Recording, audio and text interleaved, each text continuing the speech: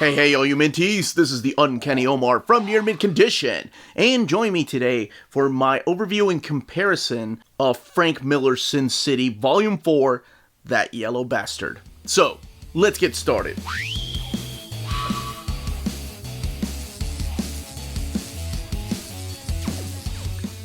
Before getting started, I want to thank the folks at Dark Horse for sending us a copy of the Deluxe Edition and the Standard Edition of That Yellow Bastard. So this is Volume 4 of the ongoing Sin City collections that Dark Horse has decided to reprint. These have come out in trade paperbacks before, in library editions, in a big omnibus, kind of like the size of the Colossal Omnibus. Not sure if you can see back there. But yes, those are bigger than your Marvel and DC Omnis, these right here. And that one comes back to print from time to time. That collects all 7 volumes of this collection, but doesn't have all the extras that these new versions do. So these are now known as the Deluxe Editions, and then of course you have just the Standard Edition. I believe this is the 3rd printing or 4th printing of this particular story of Sin City. So Volume 4, let's look at the differences in the spines first. Of course, this being in a slipcase, we'll take it out here in a little bit. But yeah, Frank Miller's Sin City, whereas here you just have Sin City, That Yellow Bastard, and then Frank Miller's name there. 4 is actually spelled out instead of a numerical 4 right there, and then Dark Horse. They do have the exact same page count. And just looking at the back of this trade. And speaking of trade, that is one thing I do want to note, is that these are the size of a Marvel and DC trade paperback. For some reason, maybe it was just me, I thought these were a little bit smaller, but no, they're the exact same dimensions when it comes to height and length. Of course, they're a little bit thicker. The price point is a little bit different, too, between this copy and this limited edition Deluxe version. This here retails for $100, whereas the Standard Edition retails for $24.99. Again, it is a soft cover. But let's look at this really quick. Yeah, this is the $100 limited edition, Deluxe Editions, Volume 4. And like I mentioned with my Volume 1 overview, when you have all 7 of them, it's going to spell out Sin City. But let me just show you what that looks like so far. So you can sort of make it out. There's the S, the I, the N. I'm not sure why I'm doing the letters, and the C. But it's not like they connect perfectly. It's not like when you put them together, it's going to solve a big puzzle. It's more like, oh yeah, it's a S, an I, an N, and a C. Cool. I can't imagine very many of us collectors showcasing the books like this, unless you have unlimited room. And if you have unlimited room, damn, more power to you. Because that's going to take up a whole shelf, like a whole top shelf of one of these Kalaxes. Like, I'm talking up there, like one of those. But people have been asking me what this is going to look like together. So in the end, it will look something like this. I'm sure when all 7 are out, I'll be happy to put them all together when ITY come out. Now, let's look at the way that most of us are going to probably have them on the shelf. Again, Sin City, the title of the story collected in here, Frank Miller, what volume it is, and then Dark Horse. I hope they don't change the spines in between these. That's happened before, looking at my Berserk Tankobons, but it only happens really with the trade paperbacks and stuff. I hardly ever see any changes on hardcovers. Not that it's unheard of. And I'm sure this is the way most of us are going to have them on the shelf, because on the back it's just more of that brick wall. Okay, let's focus back to this book. So this book, along with all the other Deluxe Editions, comes with a little leaflet because it's all sealed in plastic. This also has the ISBN, which is also found on the back here. And it's found as a sticker, so you can peel that off if it gets on your nerves. And this kind of tells you a little bit of what's in here, what you're going to find in here, what's the quote that you're going to find on the back, the little portfolio piece, featuring new artwork from Frank Miller. And I believe the portfolio piece is the actual covers they're using for the trade paperback version. So that's cool. I mean, you get this piece in here as a portfolio. So what we're going to be looking at is a little bit of the artwork in here, and then doing a comparison to the artwork and the way the pages look in the new trade paperback versions. But before we look at that, let's go ahead and get this opened. This again has this cloth-like finish to it, with the foil stamp right there of Frank Miller's Sin City and the title, That Yellow Bastard. And here's the little portfolio piece right here of That Yellow Bastard. And again, foil stamp there, and this time around, it's a picture of our leading character, or one of the characters in here, John Hartigan, which again is the cover to the trade paperback. Like so. The book itself has this embossed finish to it, the foil stamp, the side here, and probably my favorite thing, because this is one of my favorite releases in 2020, was these beautiful gilded pages right here. You have these gilded page edges, and yes, the ribbon. All right, let's get this open, take a look at the artwork, and of course talk about this story a little bit without going into any big spoilers. Okay, let's open this up. Some red end paper there. Sin City. This is some thick matte paper that they use. And that's what you're going to be finding in here. And I explained in Volume 1 how I appreciate this type of paper because it shows the chiaroscuro art that Frank Miller is using through this series. So much better. The contrast between the black and the white. I think there's always a misconception when it comes to what the paper quality should be on a book. We're used to top tier paper should always be glossy paper, but it really depends on the artwork. To me, the blacks are absorbed so much better in this type of paperwork. Alright, so let's talk about the story in here without going too much into spoilers. This focuses on the character of Nancy Callahan, who, if you've read The Hard Goodbye and you've read all the other previous Sin City books, you know she's a character in there. She's a little bit different. She's a stripper in those. In this, she's just a young girl that's been kidnapped by, well, we're not going to say who kidnapped her, but it's this horrible person. So, before going any further, I do want to say that this is all mature content, not just for language and violence, but also sexual content and torture in this particular volume here. So if that's not your cup of tea, by all means, bounce out. But don't forget to smash that like button before you do, because I did warn you, right? Now, if you've seen the movie, or movies, sorry, I always forget about the second one, or you've read the previous volumes, then you know what kind of stories to expect in here. Sin City is a gritty city. It's a dark city. Not just the look, but also the characters. They're not the best of characters in here.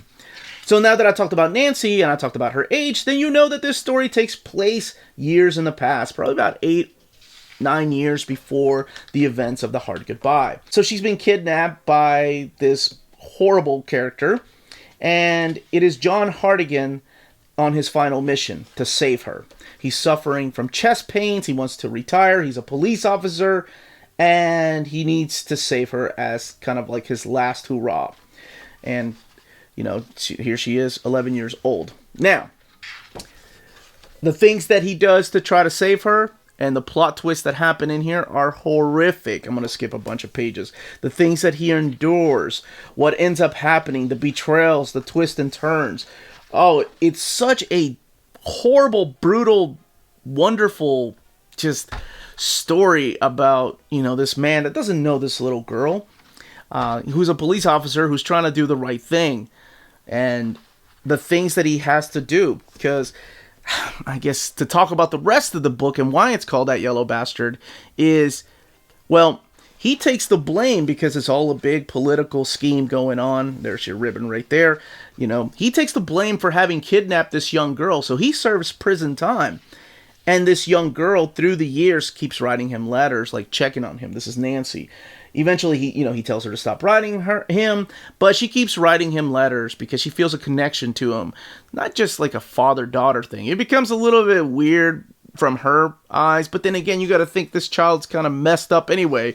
But what happens here, and how this yellow bastard comes about, is that he stops getting letters from Nancy.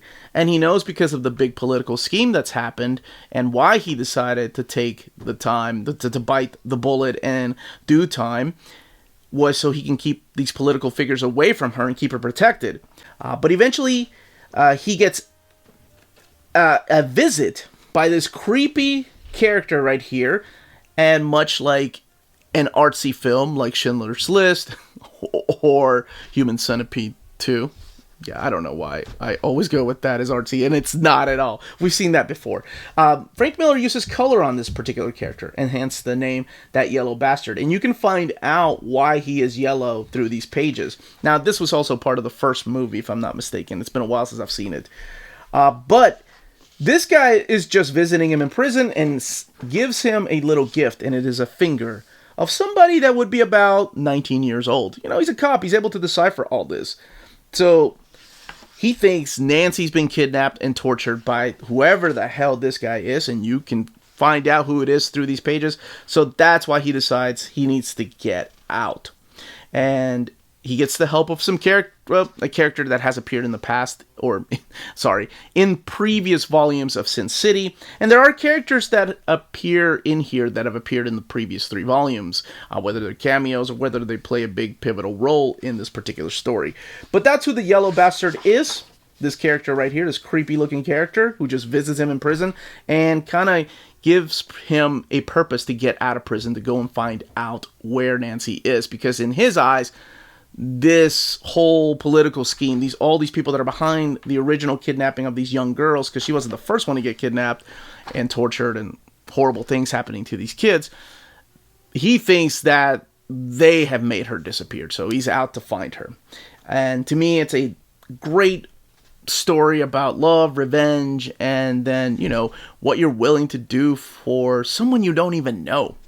Because another thing that I didn't mention to kind of get into the character of John Hartigan is that, this is, by the way, one of my favorite Sin City stories, if not my favorite, is that he was married at the time. He finds out his wife left him and ended up having kids with somebody else because they didn't have kids. So he kind of sees Nancy as his daughter.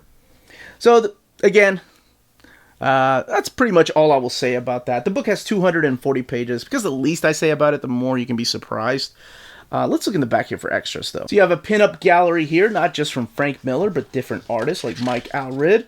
And you have Kyle Baker there. And this is Jeff Smith. And I had to skip some boobies because you are going to have nudity in here. Remember I said sexual content? You do have some of the covers here that they've used in the past for the back cover, or this cover here that they're using for the new trade paperback. And previous releases of the house ads and covers for trades. I think that one there they've actually used for a cover. And then more from Frank Miller, of course. And not just Sin City, but also his other works. And like I mentioned, the book has 240 pages. It is this thick matte paper that they're using. And of course, here is what the eye looks like. So the book lays over rather well, whether you're towards the front of the book or looking at the extras in the back. And again, a ribbon. Now let's do a comparison to the trade paperback. Now the trade paperback, of course, is softcover. It is a flat spine, just like the hardcover, but it's all glued binding. So of course you're going to have to hold the book down some. Now, usually when a book gets an oversized treatment, whether at Marvel or DC, they tend to use different paper stock, of course, when it's oversized. But I was curious about this. So it is a similar type of paper, and I am no expert at this. It's not my mutant ability to tell what paper is thicker than the other. But it feels like the paper they are using for the deluxe editions is just a tad bit thicker. Not very much. I mean, I'm doubting myself here. But it feels like it's just a little bit thicker. So I'm looking at the art that's bleeding through from the other side. And it's a little more prominent here, like the blacks from the opposite page here on the whites on this page, than they are here. They're still coming through. And even on thick paper like this. For anybody that has read manga, you know, I think it's kind of become a thing for people to complain about the thinness of paper and art bleeding from the other side because we've gotten accustomed to these thick, glossy papers. But for all of us that have read manga, man, people really don't know about art bleeding through. Now, let's compare a couple more pages. So I think this is a perfect example here of the type of paper. And it looks like the blacks, the shadows here, are a lot darker, meaning that this paper is absorbing more of those blacks than they are here. So you can see here, they're just a little bit lighter. Not that that's a deal breaker, but the breaks are more defined over here. So yes, this has to be. Now, I can ease my mind that this is a different, thicker type of paper than they are using for the trades. Not very much, though. But just again, how just the blacks are a lot darker, so the contrast is a lot better in this particular version than they are here. Let's look at a couple of more pages. This time around, looking at some of the scenes with the titular character here. So, the yellows look identical, but it's actually just everything else. The whites on black and the blacks on white. Yeah. Contrast is better here. It's a lot sharper, the image is. And just one more, this time around, comparing the scans of these covers all the way in the back and how they look here. Because these look a little bit grainy, but I think that is the feel they were going for when they released these covers here. But it looks a little bit sharper here than here. It's a little more defined. But that is it. That is the big difference. And that, as they say, is that.